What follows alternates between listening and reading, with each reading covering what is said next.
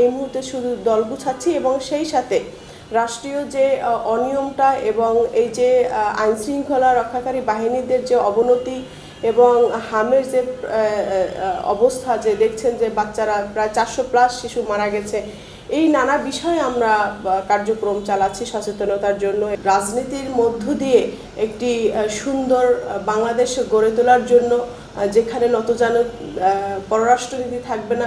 জি ধন্যবাদ। আমরা চেষ্টা করেছিলাম নিবন্ধন পাওয়ার জন্য এবং সেটার জন্য আমরা সফলও হয়েছি, বাস রাজনৈতিক ষড়যন্ত্রের কারণে আমাদের ফাইনালি আমাদের সার্টিফিকেটটা হ্যান্ডওভার করেনি। তো যার কারণে কিছুটা নেতাকর্মীদের মধ্যে একটু হতাশা কাজ করলেও আমরা এখন এই মুহূর্তে সাংগঠনিক কার্যক্রম করছি। সারা বাংলাদেশে আমাদের যে উপজেলাগুলো আছে সেগুলো আমরা কমিটিগুলো দিয়েছি। আমাদের কাছে এই যে আমাদের একটি স্মরণিকা রয়েছে, এখানে আমাদের প্রতিটা জেলা এবং উপজেলার কোথায় কোথায় অফিস রয়েছে, নির্বাচন কমিশনের কোথায় কোথায় আমরা নিবন্ধনের জন্য সাবমিট করেছি, এগুলো সব আছে আমাদের এখানে দপ্তরের কাছে। আপনারা চাইলে একটি নিতে পারেন এবং যদি কোনো শুভাকাঙ্ক্ষীও নিতে চায় তাদের জন্য এটি বিনামূল্যেই রাখা হয়েছে।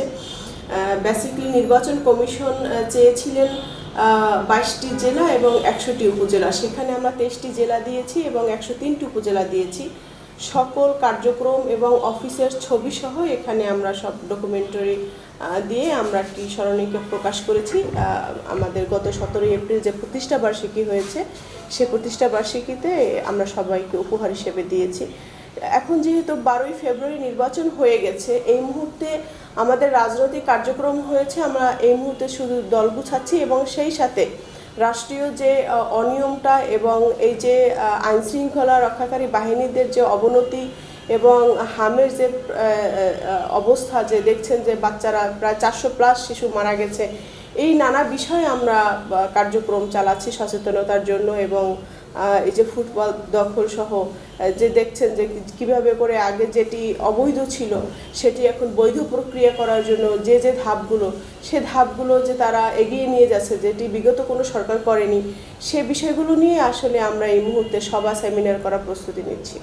দেখুন, আসলে ছাত্র রাজনীতি থেকে মানুষ জাতীয় রাজনীতিতে পদার্পণ করে এবং বিগত দিনে যারা দেখেছেন, যারা জাদ্রেল নেতৃবৃন্দ রয়েছে সবাই কিন্তু বিশ্ববিদ্যালয় থেকে উঠে এসেছে, অর্থাৎ ছাত্র রাজনীতি করেই তারা জাতীয় রাজনীতিতে আসতে পেরেছে এবং যারা এসেছে তারাই কিন্তু রাজনীতিতে ভালো খেলছে।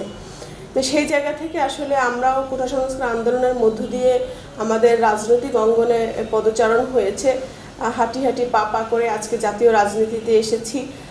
আমাদের দেশের প্রতি দায় রয়েছে, সবাই তো আর বিসিএস ক্যাডার হবে না, বরং রাজনীতির মধ্য দিয়ে একটি সুন্দর বাংলাদেশ গড়ে তোলার জন্য, যেখানে নতজানু পররাষ্ট্রনীতি থাকবে না, যেখানে আমার দেশের সার্বভৌমত্ব এবং এই স্বার্থ রক্ষার্থে আমরা নতুন একটি বাংলাদেশ নিয়ে কাজ করার জন্য যে স্বপ্ন দেখেছি, সেই স্বপ্ন জয়ের ধারাবাহিকতা ধরে রাখার জন্য আমাদের রাজনীতিতে আসা।